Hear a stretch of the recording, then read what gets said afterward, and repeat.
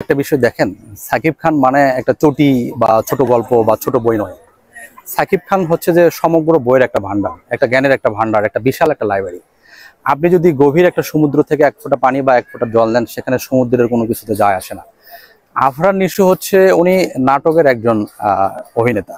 তো সাধারণত বাংলাদেশের দর্শকদের মধ্যে একটা টেন্ডেন্সি থাকে, নাটকের মানুষকে ওনারা নাটকে দেখতেই পছন্দ করে বা স্বাচ্ছন্দ্য বোধ করে। নাটকের মানুষ হঠাৎ করে আপনি দুই একটা ছবি বা সিনেমা করলেন, তার অর্থ এই না যে আপনি একবারে অ্যাক্টর হিসেবে বা আপনার বিজনেস সফল একজন মুভি আপনি উপহার দিলেন, বিষয়টা এরকম না।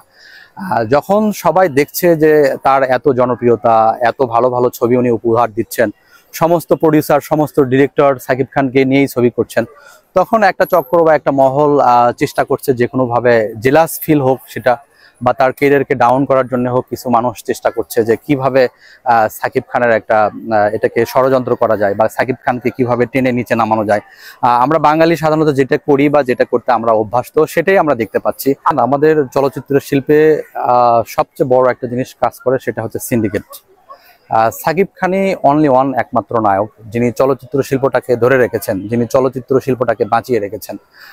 আপনার ঈদকে কেন্দ্র করে বলেন বা দুই ঈদকে কেন্দ্র করে বলেন, অথবা ঈদ ছাড়াও যে মানুষ দর্শকরা হলমুখী হচ্ছে বা তারা যে হলে যাচ্ছে বা ছবি দেখছে, শুধুমাত্র সাকিব খানের কারণে। আপনি দেখেন সাবিলা নূরকে নিয়ে সম্প্রতি যে ছবিটা তৈরি হয়েছে, দর্শকরা হলমুখী হওয়ার একটাই কারণ, সেটা সাকিব খান নির্ভর একটা ছবি।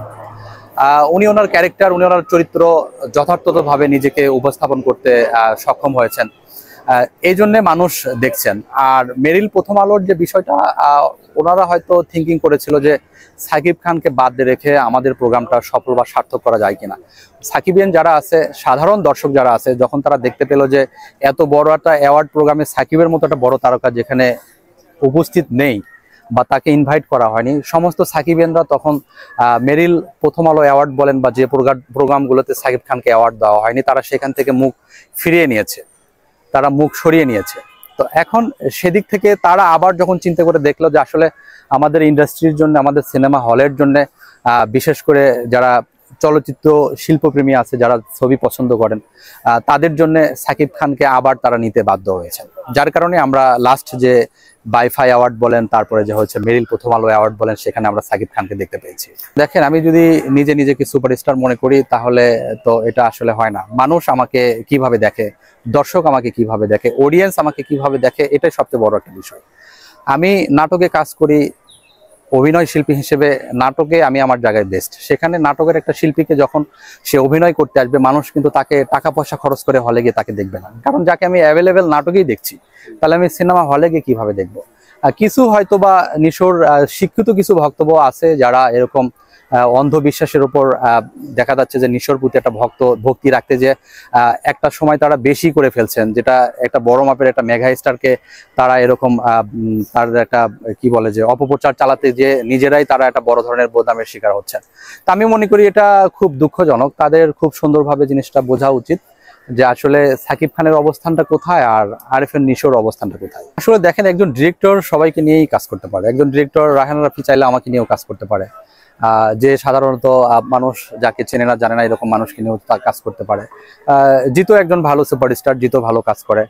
আর মূলত আপনি যেটা বলছিলেন যে সাকিব খানকে নিয়ে কাজ করার যে বিষয়টা, দেখেন সাকিব খানকে নিয়ে প্রযোজক পরিচালকরা কাজ করার পিছনে সবচেয়ে বড় একটা কারণ হচ্ছে যে এটা হচ্ছে যে অনেক ইন্টারেস্ট আছে, যেখানে অনেক বেনিফিট আছে, যে কেউ ইনভেস্ট করলে পারেই এখান থেকে তারা আর্ন করতে পারে। যার কারণেই সাকিব খানকে নিয়ে সবাই কাজ করার ইচ্ছা বা আগ্রহ পোষণ করে।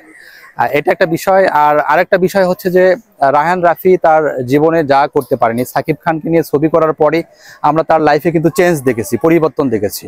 তার লাইফ স্টাইল বলেন, তার বাড়ি গাড়ি বলেন, তার হচ্ছে যে লাক্সারিয়াস লাইফ বলেন, সবকিছুতেই একটা চেঞ্জ এসেছে, যেটা রায়হান রাফি আগে করতে পারেনি। এটা মূলত আমি মনে করি যে সাকিব খানের বদৌলতেই সম্ভব হয়েছে। বাংলা সিনেমার মোড় ঘুরছে, কথাটা সত্য।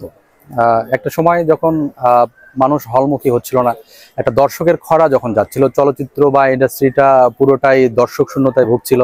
ভালো গল্প, ভালো কাহিনী, ভালো নির্মাতা, যখন নির্মাতারা আসলে কি গল্প তারা নির্ভর করবে, কার উপরে ইনভেস্ট করবে, কোন নায়কের উপরে ইনভেস্ট করবে, যার কারণেই সবাই চিন্তা করছে যে সাকিব খানের উপর তারা ইনভেস্ট করছে এবং তারা সফলও হচ্ছে। একের পর এক উনি ব্যবসায়িক ছবি, সফল ছবি উপহার দিচ্ছেন, সেটা আপনারা নিজেরাও দেখছেন। আর আরেকটা জিনিস, নেক্সট হিরো কে হবে বা কার উপর ইন্ডাস্ট্রিটা নির্ভর করবে। এখানে দেখেন যে সবাই ভালো ভালো কাজ করছে, স্পেসিফিক ভাবে কাউকে বলা সম্ভব না। তারপরেও আমি যদি বলি যে আরিফিন শুভ ভালো কাজ করছে, তার কাজের প্রতি এক ধরনের ভালো সিনসিয়ারিটি আছে, তার কাছ থেকেও আমরা ভালো কিছু কাজ পেয়েছি।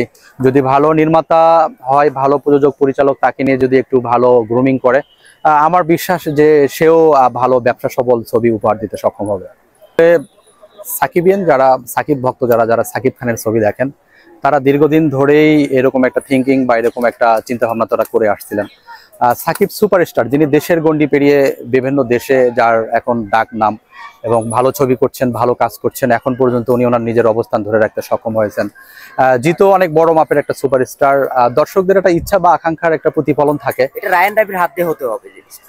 এটা হয়তো রায়হান রাফি করতে পারে, যে আসলে দর্শকের একটা আকাঙ্ক্ষা যে আসলে সুপারস্টার হিসেবে জিৎ কেমন করে বা সাকিব খান কেমন করে, এটা আসলে তাদের হয়তো থিঙ্কিং। দুজনকে এক পর্দায় দেখলে ছবির কেমিস্ট্রিটা কেমন হবে, ছবির গল্পটা কেমন হবে, নতুন একটা থ্রিলিং হয়তো দর্শকরা পাবে। বিশেষ করে বাংলাদেশে ইন্ডাস্ট্রির ক্ষেত্রে পট পরিবর্তন হতে পারে, বা এখান থেকে ইন্ডাস্ট্রিটা অনেক দূর ঘুরে দাঁড়াতে পারে বা অনেক এগিয়ে যেতে পারে। এই থিঙ্কিং থেকে আমার মনে করি যারা সাকিবেন যারা আছে, প্লাস যারা জিৎ লাভার যারা আছে, তারা হয়তো চাচ্ছে যে একটা স্ক্রিনে দুজনকেই দেখতে চায়। এরকম কিছু কারণও হতে পারে আর কি। এটা আসলে অনেক কঠিন প্রশ্ন।